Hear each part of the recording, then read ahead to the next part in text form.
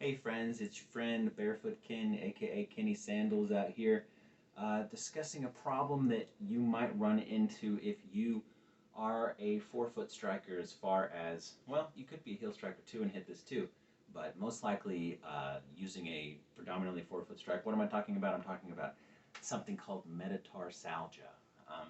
It is an inflammation of the forefoot, more specifically right between, probably right here. Right where here's the big toe, your longest toe that's next to it, and right between those, you're probably getting a good amount of pain as far as it feeling like there's a rock stuck under your foot and you're having to walk on it. This might send you walking on your heels on that foot. I just recently experienced this about a month ago. I've been trying everything under the sun, short of going to a podiatrist who I know is going to try and tell me to wear orthodontics or padded shoes or something like that, and I'm just not into that, so I wanted to find other ways first before I could remedy that, and I do think I found a couple things that work, and I wanted to share them for you. But before we get to working on the symptom, we need to probably figure out the cause of the metatarsalgia. Most of the time, it's, even though a forefoot strike is good for, or landing as you want to call it, is great for running and jumping rope, if you're only loading up your forefoot, you're going to overload your forefoot. And that's going to run into problems. So if you're running or jumping and you're only landing on your forefoot and just barely even tapping your heel, that's more than your foot can take. You're going to want to, even if you're landing with a forefoot first when you're running, mostly running with a whole foot landing.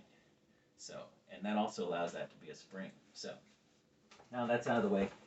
Here are the remedies that I found that have worked, and I did find this from a YouTube video that I will link below too. Another guy has a different style of doing this, but elastic, the rubber exercise bands, resistance bands. What I like to do is whenever I'm sitting around watching a video, reading a book, something like that, I sit down, I wrap one around, first my big toe. I'm going to be working down the toes a little bit. Start with the big toe, put a good amount of tension on it, and you want to curl your foot in, hooking it in to work the muscles on the bottom side of the foot. It's going to feel kind of like you're working the ankle, which is, you know, whatever, if you want to do that. But the point is to strengthen the foot.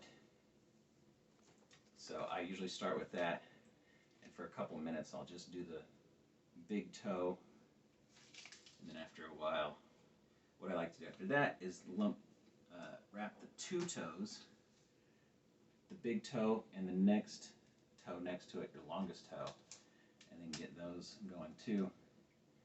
And you can work through the resistance levels on these too. And here's the big one I like to do, is just this one by itself, your longest toe by itself, which is really going to be working a lot, because that's where the main problem area is, right below that one. Tightening that up and giving that something. And then maybe the two middle toes together for a while too. And just working around.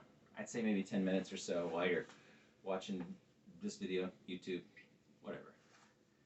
And again, these straps are about 15 bucks for a whole set on Amazon. I might link the exact ones I have, but it really doesn't matter.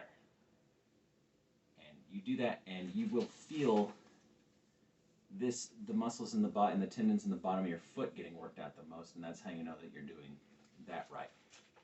But next up, the next little device that I found that works great was recommended in a book called Older Yet Faster, which actually I'm not sure exactly why the book is called that. It doesn't have anything to do with being an older runner. Anyone can benefit from this book, but it's by Keith Bateman. He's a running coach, and his wife, who is a podiatrist, Heidi Jones. And she recommends for foot pain. I can't remember if she specifically recommended this for metatarsalgia, but I tried it and it is working wonders. It worked from the first day that I tried it.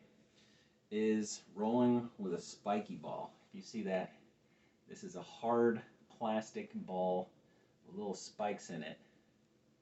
So you're almost getting like an acupuncture type thing going on with the bottom of your foot. And I just put this on the floor. Let me get this in the shot.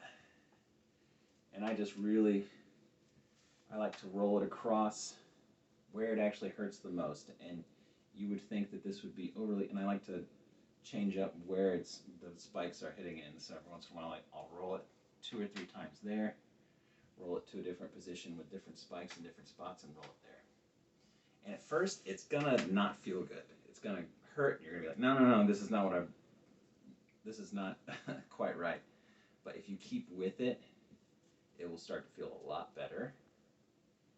And then you'll probably stand up, and for a brief couple minutes, you might have a complete alleviation of metatarsalgia pain or discomfort. Don't be fooled, it'll come back a little bit, but as you do this over the course of maybe even just a couple days, I can see where you might find yourself getting back into running or jumping form, because it's worked wonders for me. This is one of the main things that's really, really helped me. She had some other exercises in their book. Older Yet Faster is the name of the book, by Keith Bateman and Heidi Jones.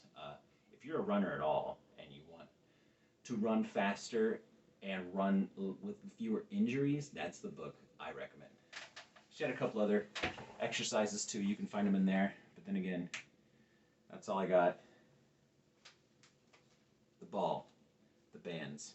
To me, I think that's more than you need to get started fixing your metatarsalgia pain. I've been Barefoot Ken, aka Kenny Sandals. I'll see you around. Follow the fun.